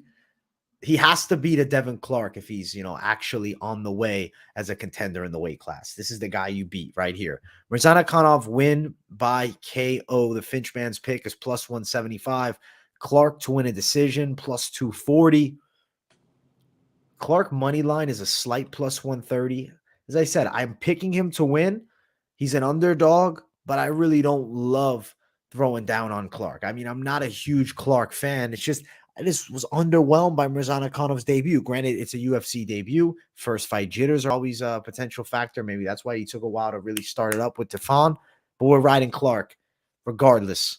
Granted, if the face-off comes out and Clark is giving me Augusto Sakai vibes, I know I got to go the other way because I saw Spivak and I said he's gonna kick the shit out of this guy. Like it was no question, and I knew even when I said it on the way in Rigo, I said, listen, there ain't no money being thrown. I'm riding. I threw light. I threw like what's it called? I think like a half unit towards Sakai, and he got shit on. And I said, I should have just rode Spivak, man. Fuck it. This is the same type of vibe, I guess. But Clark being the grappler here. Yeah, but the Clark being a grappler who's been submitted a couple times though, and I think Osmat doesn't make many mistakes. AJ, I haven't seen him like throw a bunch of stupid shots, and he keeps his hands up. He's pretty disciplined. I don't see him getting in too much trouble in this fight. Could be, it's a good fight, but yeah, I think you put it well actually. If Osmat is real, if he's coming up, he has to win this one. I think he sees it that way. I think in his mind he'll be confident. I think he gets it done, man. If he can KO Devin Clark, we're onwards and upwards, man. Everybody's gonna forget about that UFC debut. Facts. You're right. We'll see. We'll see if they make him forget. We'll find out when they throw down. And honestly, a fight that has high stakes because 11-0 Mirzanakhanov, a win. He's emerging now in the light heavyweight division. This next matchup that we're going to go to is odd to me. And I have kind of been a bit confused onto why this is the featured bout of the night. You got two girls debuting in the octagon, Yasmin Yaragüe versus Lasmin Lucindo. Finch, give me your thoughts on this fight. As I was doing research, I said, okay, these girls are decent, but why is this on the main card? Fair enough. I think, that's fair. It could be close to a headliner prelim. That's fine. Yasmin representing Mexico. Look, just like many Mexican fighters, solid striking. I got to respect the strike. I got to respect the toughness, speed. Yeah. She's much faster than her opponent. I'm a little concerned on the ground.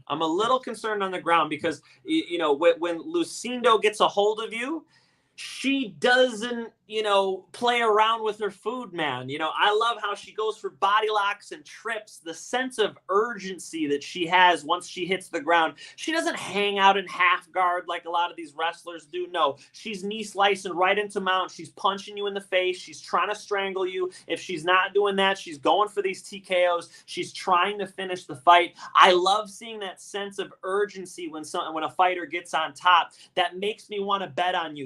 You can be like Chael Sonnen and win the first round, second round, third round, fourth round. Anderson Silva could still triangle you in that fifth round. I want to see people who finish the fight, get it done.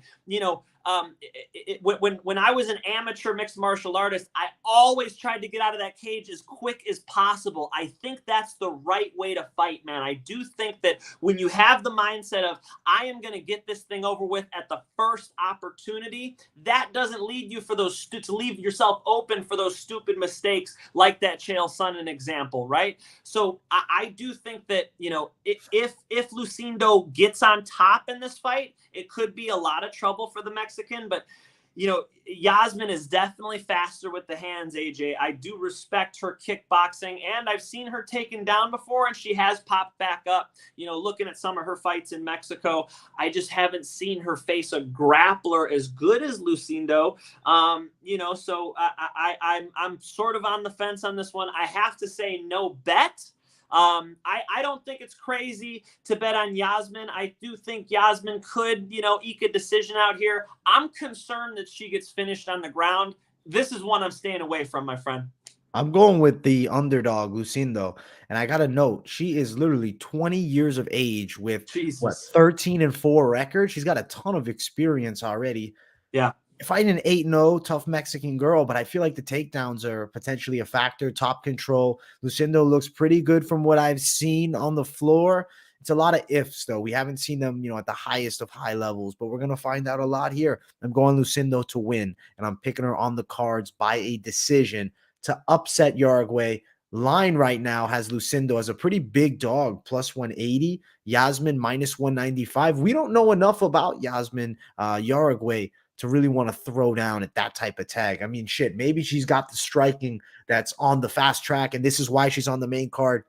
But from what I've seen, I wasn't like, oh, wow. I was like, oh, she looks pretty good. And I think Lucindo's in the fight 100%. I like dog plus money. I don't really love the prop side. Maybe you went Lucindo to win by decision, but at plus 335, I'd rather touch the money line. Forget the props here. Money line it up. Underdog attack. I want to give a shout out to the chat because we have not forgotten about you guys. Andy Gonzalez with his normal good takes. He says that Jandere should have. I'm saying the last name wrong. Probably should have better cardio. Good point. Quicker hands. Thank you, sir. As you know, I agree with you. The pressure and takedown defense would be key. I like how you said that would be, because that is my concern, AJ. Can she defend the takedown? AJ thinks no. Yeah, I'm leaning no. Finch, the official pick. You got to give one. Somebody's asking. Mexico, bro. I'm going Mexico. I'm going with these crispy hands, and I think her striking is significantly better. Are they moving around in the big cage in this one, AJ? I'm 99% sure that it is. Yeah, it's San Diego. So yeah, it's gotta be. That makes me feel a little better.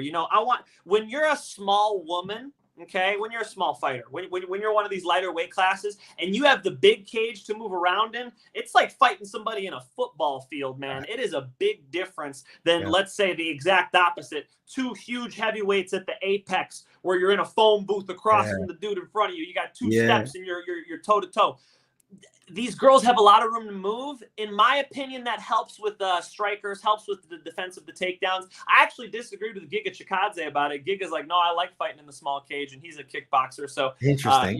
Me and Giga can go to war about that. I invited him on the show, by the way. He needs to make an appearance, please. Like, bring him in. Oh, that'd be awesome, right? For those of you guys who don't know, Giga Chikadze, I've had the pleasure of training with a little bit, and he taught me how to kick the other week. He showed me his Giga kick. I've been throwing roundhouse kicks half-assed my whole life, apparently. Giga Chikadze will take your soul from your body when he hits you with that shin. So I'll be dropping Giga Chikadze's kick tutorial. Took a video of it so you guys can kick. Oh, I need that. Yeah, bro. AJ can throw some hands. You need the shin too, AJ. We need you throwing all the limbs, my man. Getting back to this fight, count me in for Mexico. Let's go. Finchman on Mexico. I'm riding Lucindo for the upset. And let's get to the co-main event. Let's take a moment real quick to just clap it up for this card. No, that ain't a real fucking clap. I respect both guys. I met Nate Landwehr at a bare knuckle fight. Cool dude. I like David Onama as a prospect. But gosh, how the fuck is this the co-main event? I have to say it. How is this the co-main event? I don't get it. But let's talk matchup, because it is a good fight. Yeah. Its entertainment value is regardless of name value. I'm talking name value. How is this co-main? I think David Onama has a legit chance to sleep Landwehr in that first round. He's extremely explosive and powerful, and there seems to be a way to beat Landwehr quickly. If it starts going longer, it becomes a fight, because Landwehr can strike. Landwehr can wrestle. I don't know. He out Elkins Darren Elkins, man. I was impressed by him beating Elkins. Onama, I feel like, is a real prospect, but there is a lot of unknowns at this point. He did lose to Mason Jones, who then got exposed against Ludovic Klein. But granted, we don't care about MMA math. We're not talking about styles make fights. I'm going Onama. I'm banking on the knockout, but I'm a bit concerned. Should I be that concerned, Finch? Are you worried with Onama? Yeah, Onama's dangerous, of course. I don't think he's actually, I think maybe he gets a little too much credit for his speed. I don't see him as like the fastest athlete I've ever seen, but certainly dangerous, like you said, of course. And, Herbert Burns took Nate the Train down in under 30 seconds. And then, when Nate the Train bounced back up, he knocked him out with a knee, grabbed a tie plum. For those of you guys who don't know, that's when you wrap up the skull, pinch your elbows in together. You could pull the person's head into your knee. A car accident is worse when the two cars are coming into each other, right? If this one's going 30 and this one's going 30, we got a 60-mile-an-hour collision on our hands. So when you knee somebody in the face like that, Herbert Burns showed us, you could get him out of there. Buday has showed us as well, of course. And that's not the only time we've seen Nate the Train have problem with knees, right? He got knocked out with a switch knee as well. So I am concerned that the Train runs head first into a big shot, man. I think Onama could knock him out the same way he did Benítez as well, just letting his hands go. Or watch David Onama versus Garrett Armfeld. He wrapped up that tie plum and delivered big knees. So he does have that style that we've seen the Train already fall victim to. I'm doubling up with my man AJ. We got to go Onama. For me, knockout. Knockout's the way to go. Onama's sitting at minus 295, though, Finch. He's a huge favorite.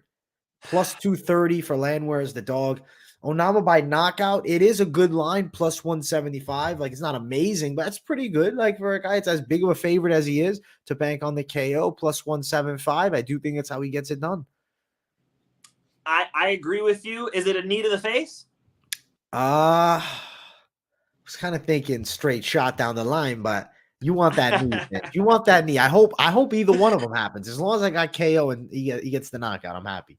That's true. Hype MMA, Illinois gang, Mike. How did you know, bro? How did you know? Illinois squad. Let's go. That's you guys know I live in Huntington Beach now. I'm actually out here in Sioux Falls, bro. If you want to come watch some Bellator fights on Friday, you're invited. But Illinois all day. That's my squad. Look, I think that I think that Nate is he runs into big shots too often to fight a guy like Onama and bet on him. Like I just can't, even with those odds, you know, I would be sweating bullets if I bet on the train. So I'm gonna go with Onama here, and you guys will hear our locks and our parlays, but you know, fairly confident pick. Let's go. Finchman and myself on Onama for the win. It is main event time. Marlon Chito Vera versus Dominick Cruz. If you guys haven't, smash the hell out of the like button. If you're new, subscribe and keep it locked in here for Moneyline every Thursday before the fights. Normally 8 p.m. Eastern, but today it was 9 p.m. because our guy Finchman is on the road as I knock down a drink over here. But listen, that's good luck. That's good luck. It's going to be a great main event. Mike, I'm on Marlon Vera. I'll tell the people out the gate. I'm assuming a lot of them know because I've dropped breakdowns throughout the week. But if you didn't, now you know straight out. And the reason I like Vera is because I think he is a more dangerous striker than Cruz. And I expect him to pick apart the legs. He's got to chew the legs out of Dominick Cruz. The movement of Cruz is incredible. He's got some of the best MMA footwork in the game. But let's be real. Multiple knee injuries. They've slowed him a bit, just a tad. It's a little bit slower. I don't think he's as good with his wrestling, and I don't think his physicality is the same as it once was. I don't see him bullying Vera with the takedowns and controlling him on the ground. I don't see him beating the shit out of him against the cage. If you're talking prime Dominick Cruz, I actually would probably favor him to dominate a Marlon Vera. But now, dominate. Did you guys hear that shit? Dude, prime Dominick Cruz is the guy. But right now, he's not the same. He's not the same, bro. I think Marlon Vera is way more dangerous. Right now, he's come into his own, and he's looking like a top contender. And I'm banking on him to beat Cruz. I'm nervous of method of victory, though, because I'm looking at it, and I'm like, 5 rounds of these guys? I kind of see Vera sleeping them. I'm leaning Vera by knockout, finding that shot, because he definitely has the power to do so, and his durability is off the charts as well. I'm having a hard time seeing a Cruz finish. What do you think, Finchman? Dominick Cruz is an interesting matchup for Chito Vera because Chito Vera is much better standing right in front of you. He does a good job keeping his hands up, chin tucked. That's Jason Perillo boxing. He's dangerous with the hands, and as AJ pointed out, he should kick in this fight. That's a really good call by you, AJ. He needs to throw that calf kick that he hit Sugar Sean O'Malley with. He needs to open up in this fight and make sure he's attacking the lower body because it's actually really hard to punch Dominick Cruz in the face. Dominick Cruz has excellent head movement. I mean, let me start by giving Dominick Cruz some credit here, man. His style, he is one of one in mixed martial arts. I think one of the most undercredited champions in MMA history. Seeing Dominick Cruz on the prelims, you know, recently, and what was it, Casey Kenny? Who'd he fight? I mean, it was like, you know, Dominick Cruz on the prelims. This is weird. One of the greatest MMA fighters of all time. You highlighted something else that's very important, which is that Dominick Cruz, end of his career. Chito Vera, this is Chito's prime. Yeah. Chito Vera has great cardio. Something that I don't think enough people know about is the shape that Jason Perillo gets these guys in. I mean, I'm, you know, Facebook friends with Jason Perillo. I've trained over there just a couple times at Ruka. Man, Jason Perillo's got these guys going through sprint drills. He's pushing them hard. Just from the, you know, a couple times I've been able to hit pads with Jason Perillo holding. Holy shit, he'll get you tired and he'll push you, man. Jason Perillo knows how to push his athletes and get the most out of them. I guarantee you Chito Vera is in shape for 5 rounds. Important to point that out because, AJ, I heard you saying, you know, that it going 5 rounds made you question method of victory more. I'm gonna go ahead and definitely think that Chito Vera is in shape for 5 rounds. I'm going to disagree with you, though. I think Dominick Cruz gets it done. I think the lateral movement is going to be super, super important in this fight. I do think Dominick Cruz tags him with some jabs, hits him with some looping shit as he moves laterally, which is going to be really tough for a guy like Chito. It's a problem I've never seen Chito have to really tangle with. It'll be interesting to see how he deals with it. Really important to understand that Chito's in his prime. Really important to understand that Dominick Cruz has had more than one, more than two, more than three knee surgeries. That's a problem, man. You know, Dominick Cruz, when you bet on Dom Cruz, you're kind of betting on some fine china. You better be careful if the body's going to hold up. Dude, he's been fighting contenders. His body's held up so far. I think, you know, his last two wins were pretty solid and got him ready for a Chito Vera. You know, not the most active guy. Let's say it the other way. Very inactive, Dominick Cruz. Yeah. But had a couple fights now. You know, what was 2021? So it's not too long ago, man. And if for a guy who doesn't believe ring rust exists, show me Dominick Cruz. Show me out here. So I think, you know, Dominick Cruz gets this thing done by decision. He's a plus 200 dog for one of the most technical strikers we've ever seen in MMA, for a guy who I think is the better wrestler here against Chito Vera. Call me crazy. Dominick Cruz wins this decision. I'm glad you picked it because it is underdog. It's good value. Looking at the line for it, let's see. Cruz sitting at plus 190. And then Marlon Vera sitting upwards of minus 230. I don't like the line on Chito Vera. I wish it was closer. I feel like I see that and I'm thinking Chito is very good, but Dominick Cruz is a legend of the fight game. I want to see minus 150 to plus 135. But of course, they juice that line. So if you're jumping on Cruz, I don't think it's a bad idea. I'm looking towards the props. Do you think Cruz is going to win a decision? I'm assuming Finch. That's plus 305. If you're on Vera by decision, it's plus 150. But I know a lot of people like KO. Vera by KO upwards of plus 340 as well. I'm riding Chito, but I do like Mike Finch going underdog in the main event with a legend of the fucking sport. Absolute legend, and a guy who has not shown us, you know, that age really. You know, for you guys who are watching him in his last couple fights, he got cracked. He was out cold. I thought recovered immediately, got back into the fight, won the damn fight. You know, so it's like, you know, is Dominick Cruz over the hill? Until I really see it, I can't say that. And you know, if you go into Dom's losses, what, Henry Cejudo? I mean, what, you know, these are the best fighters in the world. So you know, it's another one where, you know, again, I'm going against my local people, guys. It's much more convenient for me to say Chito Vera all day. Jason Perillo was thinking of coming on the show today. He's probably going to smack me when he sees me. But, you know, I got to tell you guys what I really think. Good. And what I really think is it's very hard to punch Dominick Cruz in the face. It's very, very difficult. He moves with a dart, you know, is what Dominick Cruz calls it, where he'll take a step laterally and he'll throw a punch straight down the pipe. So he's darting side to side.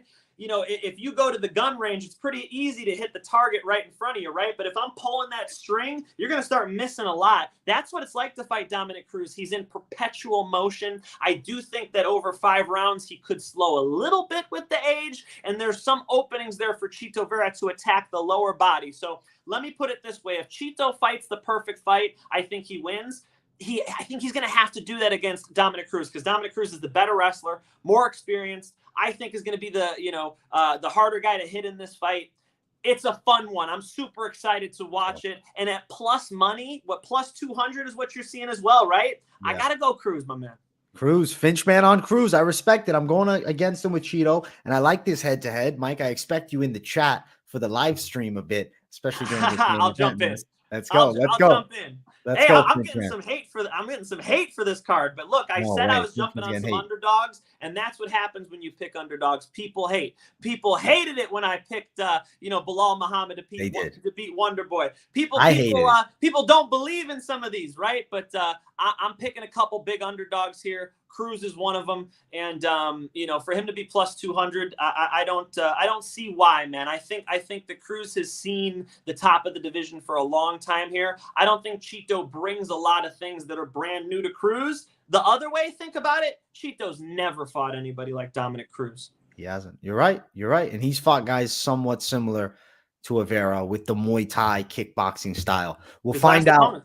We'll find out. I like Vera more than like Pedro because of like that movement, and I do think the range. But I agree with what you're saying, Finch. I'm interested to see how Vera deals with somebody that moves as well as Cruz. And like I said, though, prime Cruz, I would lean that way. It's just I don't think that's where he is anymore, and that's what I'm backing with. Vera is the now, Cruz was the then, and still all-time great status. I do want to jump to the next section. You know what section it is, Mike Finch. Let's get Lock of the night.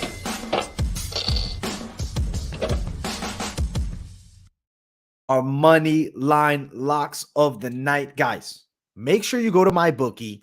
You sign up using code Moneyline. You get a 50% bonus.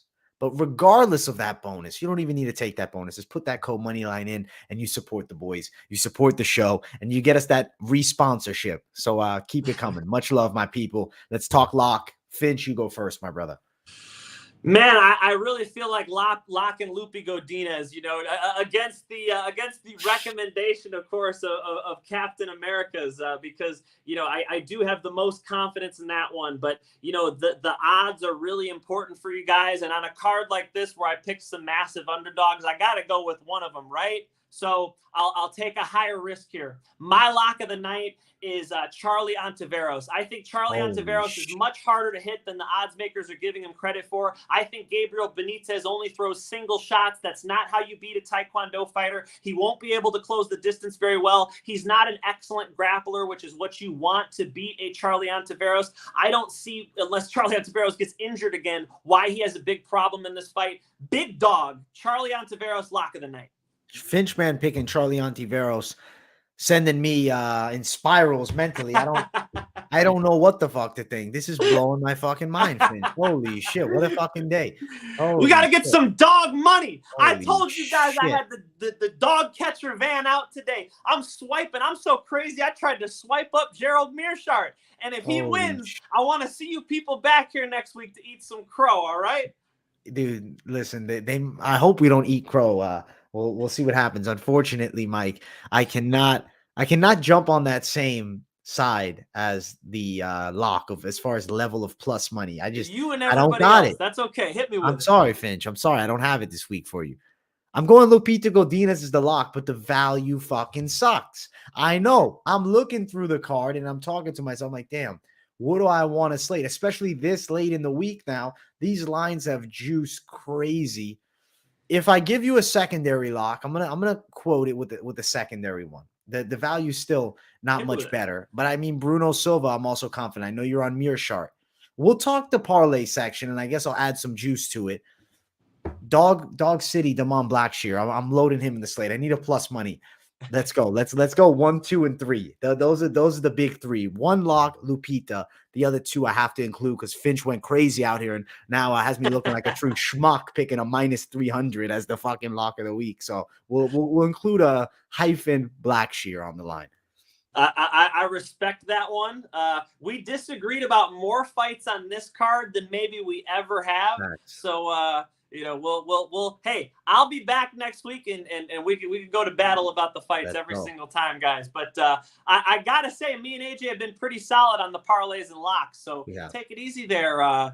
You know, with the doubt, I do think that you know, rarely do I go with this big of a dog as a lock. So I respect your guys' opinion. I'm not shocked to see Gabriel Benítez win a fight. We'll say that, you know, man. and like I said, really, we have the most confidence in Loopy. I think you and I agree. Loopy. It's just the odds are not sexy, man. Let's give the fans some sexy odds, AJ. You're right. That's why I had to include Blackshear in the line, but it's Loopy. Let's jump to the parlay section. Let's see what we can concoct here. All the competition that try to compete, stand back, watch the bomb drop. $100 parlay. I'm expecting something crazy out of you, Mike Finch. Throw it to us. to be honest, the reason why I went for the big dog for the lock of the night is because if you want to pick some favorites on this card, maybe a parlay is the way to go about it. My parlay is going to be Godinez. She out wrestles Angela Overkill Hill all day. I think Angela Hill is starting to get over the hill. I think Godinez is entering her prime here. She dominates that fight. I got Buday. Buday is way too big to handle in that cage. When he clinches you up, you might as well be clinched up by a grizzly bear. This guy will tear you apart with knees, punches in tight. He doesn't take big risks on the feet, so I'm not too concerned about him getting clipped. And then my third one, I do think Quinlan can get this knockout. If you want to sweeten it up a little bit, just money line those three. Lupi, Buday, Quinlan.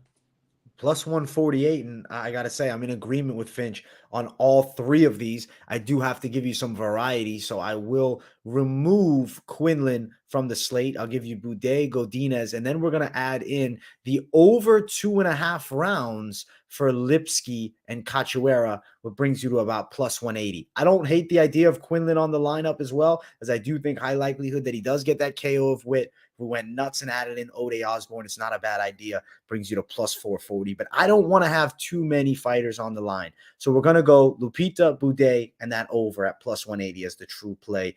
And then if you want to add, some dog money in, maybe I go Damon Blackshear, or you go Finch-sided and you take Dominick Cruz to give you some sweet plus money. Me personally, keep it on the safer side. 2-3 fighter parlays max. Let's not go nuts. But if you want to play a lottery ticket, mix and match it. I got some crazy ones I did on this week's Best MMA Bets where I crossed over Bellator and UFC. And, you can get some big plus money with that line. Why not? Why not? I do think there are some opportunities here for some dogs, and I think that some dogs are going to come through here, guys. It's just about knowing when to pull the trigger and not. It's not an easy thing to do, but be smart, guys. Always take our stuff into consideration. We're not telling you who to pick. We're telling you what we think. You got to make that decision. And if you want to pick some favorites on this card, that would be the parlay, right? Yeah. I think if you're going to go some money line bets, there are some juicy dogs on this one, man. Honestly, Cruz is another one. So if I'm gonna. If I'm going with a straight bet on this card, it's got to be that plus money, man. There are too many interesting ones. Let's go. Finch, man. My guy, another successful episode. I had in fun, the books. Man. We had some fun. We didn't have great connection with Coach Eric. We need him in studio. What's going on here? We need him with the mic, man. We need him loaded up, and we got to bring him back and have him rant it up because I like hearing what he has to say. As you say, great mind in the game, but underappreciated by many. Oh, for sure. For sure. I mean, I got to, he invited me over to the Fighter House when I was in Arizona. So I was with him and Davis and Figueiredo and a lot of his fighters in the house that he had. He actually has this deal where he's getting these exotic cars and beautiful mansions. I probably shouldn't talk too much about that, but he's got his own thing going on there and he treats the fighters right. So when people fly out, right, to go train with them from Brazil, from, all over the world, really, he is able to really take care of a man. So a lot of the fighters love Captain Eric. Now, Captain Eric, very eccentric guy. So I understand why some people wouldn't click with him, but there's no doubt about it. He has some of the highest level fighters in the world in his wrestling program, and he has been a part of the corner of some of the biggest wins in mixed martial arts history. Think of Henry Cejudo knocking out TJ Dillashaw. Think of the Pitbull brothers becoming brother champions in Bellator. Go down the list. Davis and Figueiredo coming back when all of you guys thought Figgy was going to lose to Brandon Moreno. I picked Figgy because I got to see him spar. I got to see that training camp. That was because Captain Eric let us in. So big respect from me to Captain Americas. I wish you guys could all know him like that. Maybe we need to get him out of the McDonald's parking lot so he's not getting that crazy Wi-Fi. You're right. We'll get him in studio. We'll sit down and do it again. Glad he came on the show. Shout out to Captain Americas. All right. Captain Americas, because he has champs all over the world. All right. He's bringing it all together. Brazil and the U.S. especially. So yeah, big shout out to him. We always love having the guests on the show. It sounds like we'll be getting some people from this card next week. We can't spoil anything because nothing's official, but we'll have a good guest next week, guys. We're looking forward to it. Let's go. Finch, man, much love, guys. Give Finch a follow. Mike Finch Show, Mike Finch MMA across the platforms. He's on YouTube. You got any spotlights coming out soon? I got techniques to drop, man. Giga Good. Chikadze is going to show you guys how to break people's ribs and steal their spirits with body kicks. Henry Cejudo, some wrestling I still haven't put out that I edited. You've got a wrestling from Beneil Dariush. I got to interview Beneil, and he actually showed some wrestling techniques. I already posted one up on my TikTok and my Instagram, Mike Finch MMA. You can check it out on my YouTube as well, /Mike Finch. Pretty cool stuff because he was great at teaching, man. And Giga, of course, teaching the Giga kick as well. He brought out a chair to teach us how to kick over the top of the chair. I mean, these are high-level techniques. So if you guys are interested in learning some of the best techniques from the best fighters in the world, check it out, guys. I'm dropping it all week. And, of course, I'm out here. I was hanging out with Alima Lay, and she blamed me for her missing weight. Go check her Instagram if you don't believe me. Obviously, all in good fun. So, I'm getting to hang out with these guys as well. I'll see if I can drop some more content for you guys there. Lots of fun stuff coming out this week. Hope you guys get to part of it. And, AJ, I'll drop in the chat on Saturday, okay? I'll drop in. My guy, Finch.